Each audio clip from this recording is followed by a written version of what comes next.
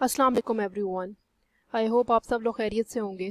इस वीडियो के अंदर हम लोग डिस्कस करेंगे 14 पॉइंट्स ऑफ कायद-ए-आज़म मोहम्मद अली जिन्ना जो कि उन्होंने दिए थे 1929 के अंदर। और ये बेसिकली एक रिएक्शन था नेहरू रिपोर्ट की तरफ 1928 के अंदर जो दी गई थी, जो कि मैंने अपनी प्रीवियस लेक्चर के अंदर भी डिस्कस किया है। और ये जो लेक्चर सीरीज़ है ये हम क्लास 9th की पाकिस्तान अफेयर की लेक्चर सीरीज़ डिस्कस कर रहे हैं और ये आप लोग डिफरेंट एग्ज़ाम्स के अंदर भी कोट कर सकते हैं। So let's start with the reading. Under the Nehru Report 1928, Muslims' interests were adversely affected. क्योंकि 1928 के अंदर जब नेहरू रिपोर्ट दी गई थी तो उसमें मुसलमानों के जितने भी इंटरेस्ट थे उनको मद्देनज़र नहीं रखा गया था। ठीक है, तो Quaid-e-Azam Mohammad Ali Jinnah convened the session of All India Muslim League in 1929 and presented his 14 point. तो उन्होंने क्या किया कि ऑल इंडिया मुस्लिम लीग का एक सेशन रखा कायद-ए-आज़म मोहम्मद अली जिन्ना ने और 14 नकात जो थे अपने वो दिए। पहला उसका जो पॉइंट था वो क्या था? Provisional autonomy should be equally granted to all provinces. जितनी भी प्रोविजनल ऑटोनॉमी का मतलब होता है खुद मुख्तारी, हर प्रोविंसेस को खुद मुख्तारी इक्वली देनी चाहिए, बराबरी की बुनियाद पर देनी चाहिए। Second point is a federal system should be introduced and residuary power should be vested in the provinces. Federal system क्या होता है? जिसके अंदर हमारे पास जो पावर्स होती हैं वो सेंटर के अंदर होती हैं। ठीक है, दो यूनिट्स होते हैं, एक सेंटर होती है और एक प्रोविंशियल यूनिट होते हैं। ठीक है, कुछ उसके यूनिट्स होते हैं और कुछ सेंटर है। देखो, सेंटर जो होता है वो फेडरल होता है, यूनिट्स जो होते हैं वो उसके प्रोविंसेस होते हैं। ठीक है, तो ये basically dual form of system होता है गवर्नमेंट का, फेडरल सिस्टम, जिसके अंदर दो फॉर्म होते हैं, यूनिट्स भी होते हैं, सेंटर भी होते हैं। तो वो इंट्रोड्यूस कराया जाए according to Quaid-e-Azam. And residuary powers जो हैं, रेजिड्यूरी पावर्स वो होते हैं जो कि लॉ के अंदर मेंशन नहीं होती कि ये किसके साथ जाएंगी। ये जो पावर है या वो फेडरल के साथ जाएगी या वो प्रोविंसेस के साथ जाएगी। तो वो रेजिड्यूरी पावर जो होगी अकॉर्डिंग टू कायद-ए-आज़म किसके अंदर वेस्ट होंगी? प्रोविंसेस के अंदर, सूबों के अंदर। ठीक है, तो that is the second point of Quaid-e-Azam 14 points. Third point is effectiveness and adequate representation should be provided to minorities in all legislative assembly, but their majority should be converted into minority. अब उन्होंने कहा है कि जितने भी minorities हैं, जो कह सकते हैं जो ग्रुप्स जो अक्सरियत में नहीं है, ठीक है, उनको भी रिप्रेजेंटेशन देनी चाहिए किसके अंदर? लॉ के अंदर। जहाँ पर लॉ मेकिंग असम्बलीज हैं, लॉ के अंदर उनको जगह देनी चाहिए, उनकी अपनी एक होनी चाहिए, जो है कह सकते हैं कि उनकी अपनी असम्बलीज के अंदर जगह होनी चाहिए। But their majority should not be converted into minority. लेकिन उनकी जो मेजॉरिटी है, ठीक है, their majority should not be converted into minority. उनकी जो अक्सरियत है वो अक़लियत के अंदर तब्दील नहीं हो सकती। ठीक है, there should be a separate electorate system for Muslim. जिस तरह हमारे पास हमने मिंटो मॉर्ले रिफॉर्म्स में भी पढ़ा कि मुसलमानों को सेपरेट इलेक्टोरेट मतलब सीट्स चाहिए थी अपने लिए, ठीक है, क्योंकि वो अक़लियत में थे, तो वो सिस्टम भी इंट्रोड्यूस कराया जाए। Sindh should be declared as a separate province. Sindh को एक अलग सूबा डिक्लेयर कर देना चाहिए according to Quaid-e-Azam. Fifth point. Sixth point is 1/3 of seats should be reserve for Muslim in the central legislative assembly. 1/3 जो हिस्सा है वो मुसलमानों के लिए रिजर्व कर देना चाहिए। सेंट्रल लेजिस्लेटिव असेंबली का मतलब है जो सेंटर के अंदर है, हुकूमत फेडरल गवर्नमेंट है, उसके अंदर 1/3 अक्सरियत मतलब नेशनल असेंबली जो कह सकते हैं आप, उसके अंदर मुसलमानों की 1/3 अक्सरियत होनी चाहिए।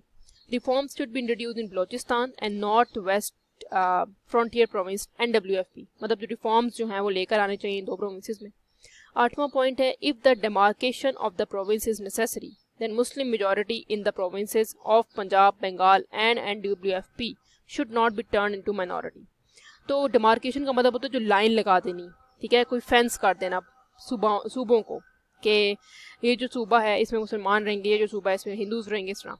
ठीक है, तो ये प्रोविंसेस जो हैं, इफ़ द डिमार्केशन अगर ये करना ज़रूरी है तो मुसलमान की जो मेजॉरिटी प्रोविंस होंगे वो पंजाब, बंगाल एंड NWFP, करन Khyber Pakhtunkhwa, should not be turn to minorities. वो माइनॉरिटीज़ के अंदर टर्न नहीं होंगे। मतलब वहाँ पर ये ज़रूरी नहीं कि वहाँ पर सारे हिंदू बस जाएंगे और मुसलमान माइनॉरिटीज़ में रह जाएंगे, बल्कि वहाँ पर ज़रूरी ये है कि वहाँ पर ज़्यादा मुसलमानों की मेजॉरिटी है तो वहाँ मुसलमान ही रहने चाहिए। 9th point is there must be 1/3 of ministers from the Muslim community in the central and provisional ministers. ठीक है, तो मिनिस्ट्रीज तो बेसिकली इजी सही है कि भाई 1/3 जो मिनिस्टर्स हैं, ठीक है, वो मुसलमान की कम्युनिटी से होनी चाहिए इन the central and provisional ministers. ठीक है, मिनिस्ट्रीज। तो उसके बाद है, seats should be reserve for Muslim in government job. Government job में भी मुसलमानों को कुछ अपॉर्चुनिटीज़ देनी चाहिए। 11th point is all the communities in India should be granted religious liberty. जितनी भी कम्युनिटीज़ हैं, ठीक है, इंडिया के अंदर उन सबको रिलीजियस लिबर्टी मतलब उनको फ्रीडम होनी चाहिए कि वो जो रिलीजन चाहें वो प्रैक्टिस कर सकते हैं।